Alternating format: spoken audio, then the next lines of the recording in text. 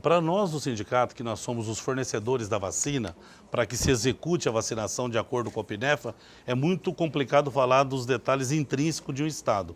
O que nós do sindicato oficializamos e colocamos para o governo, que nós entendemos que um programa dessa complexidade poderia ter uma avaliação de se postergar o início da suspensão da vacinação de 2019 para 2021, no sentido que desse ciência a todos os envolvidos de qual é o papel de cada um nessa nova fase da pecuária que nós vamos enfrentar após a suspensão da vacinação.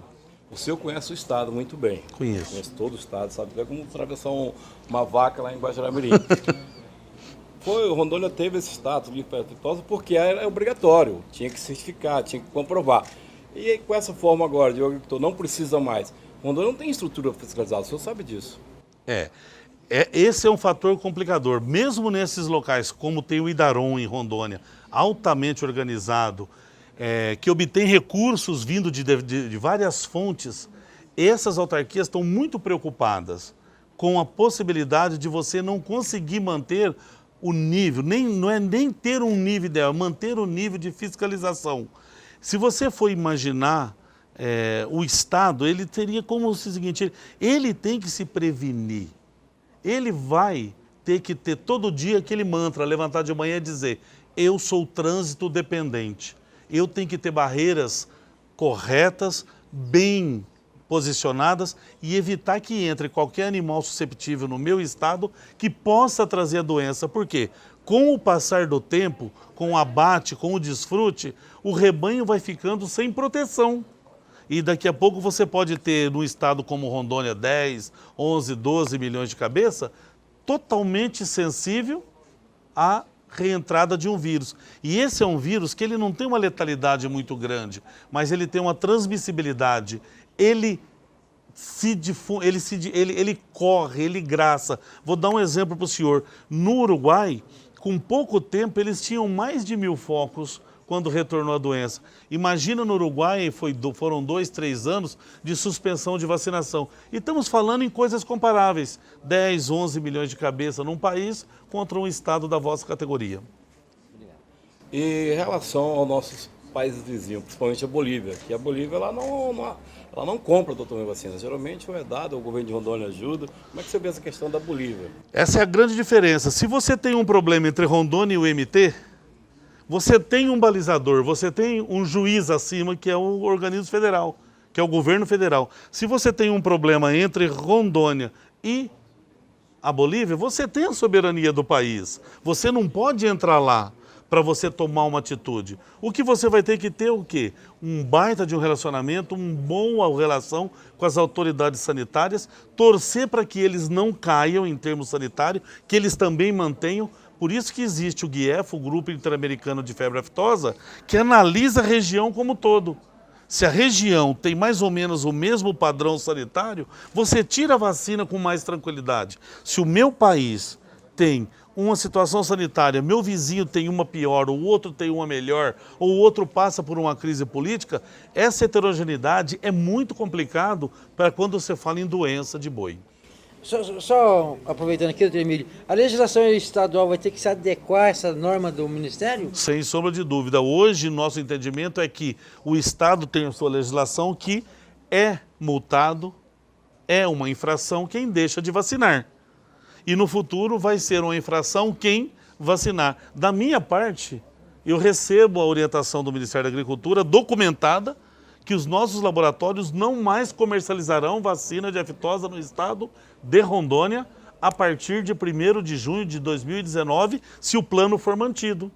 Então a gente tira a vacina que está lá, não coloca mais a vacina naquele estado, né? Nenhuma revenda vai adquirir, então o proprietário deixa de vacinar. E aquele que vacinar vai estar transgredindo uma regra, porque o estado é livre sem vacinação. E lembro que eu falei com o senhor hoje, não foi dia 31 de maio, vocês não obtiveram nenhuma certificação ainda. Você vai ficar 2 anos em observação, em auditorias, verificando as suas fronteiras, verificando as suas divisas, para que ao cabo de 24 meses, se tudo correr bem como esperamos, vocês possam receber a certificação máxima, que é livre sem vacinação. Será que o nosso produtor de Rondônia, até do nosso estado vizinho lá, tem conhecimento desse gás que ele não gasta uma lata de refrigerante para ter um gado sadio? Será que ele sabe que no futuro, daqui a 2 anos, o boi dele pode custar menos do que a metade? Esse que é o grande E problema. até, quiçá, não valer mais nada? Não valer mais nada, é aquilo que eu digo. Você tem o custo da vacinação? Tem, sem sombra de dúvida. O custo é só a vacina? Não. É a mão de obra, trazer o animal, etc. e tal. Mas ela traz 2 ganhos, 2 pilares que é importante vocês divulgarem no Estado.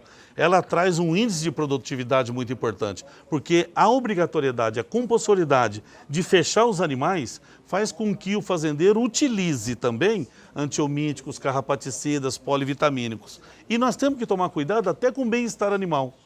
Porque amanhã, se nós não tivermos essa obrigatoriedade e o fazendeiro não tiver consciente que ele tem que trazer o gado para fazer as aplicações necessárias, nosso animal vai sofrer e nós vamos perder em termos de produtividade. Um recado só para o agricultor, para os nossos políticos, que nós temos uma bancada ruralista também, assim como o governador. Infelizmente já está terminando o ano letivo, vai ficar preocupação para quem? Um recado para o nosso produtor, nossos governantes, nossos políticos, pecuaristas todos, sobre a importância que Rondônia vai ficar sem vacina daqui a 2 anos. Bom, a importância é a seguinte... Se eu até se explicar, desculpe interromper, a questão de não vai ter como ter banco. Veja bem, Rondônia teria que se preocupar hoje, primeiro, quem está envolvido no agronegócio, no negócio de proteína, dentro do agronegócio, seja proteína de boi, de suínos ou de aves, a minha recomendação, a minha orientação é que ouça os especialistas, aqueles que são realmente imparciais, desprovidos de qualquer vontade ou tendência. Ouvir os especialistas. E a segunda coisa é o seguinte, se garantir, se calçar. Onde está um banco de antígeno? Onde está um banco de vacinas? Como eu vou acessar? Que garantia eu tenho? Se o Rondônia precisar e um outro estado precisar simultaneamente, qual vai ser a prioridade?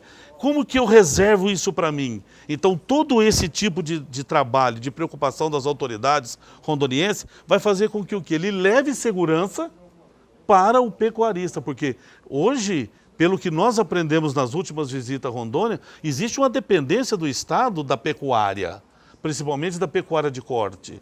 Animais de alto valor genético. Então, é importante que esse asset, que esse benefício, esse valor, entre aspas, esse tesouro seja preservado. Eu tenho receio, por exemplo, de um banco que tenha 10 doses. Eu tenho um problema no meu estado, que é Rondônia, e um outro estado tem um problema. De quem é a preferência? Quem tem mais força, quem tem mais dinheiro, onde o gado é melhor, onde é mais perto, onde é mais longe, ou quem paga melhor, ou quem vai pagar mais. Isso pode virar leilão? Não sei. Então, essa experiência nós vamos ter que aprender. Então é o seguinte, para aquele pecuarista que o senhor esteve lá, você viu que está meio dividido. Está bem dividido para lá. aquele que acredita, que quer continuar tendo o gado sadio, qual a mensagem que você dá para ele? Tem como reverter? Eu acredito que tem. Eu acho que as autoridades prepararam um plano excelente.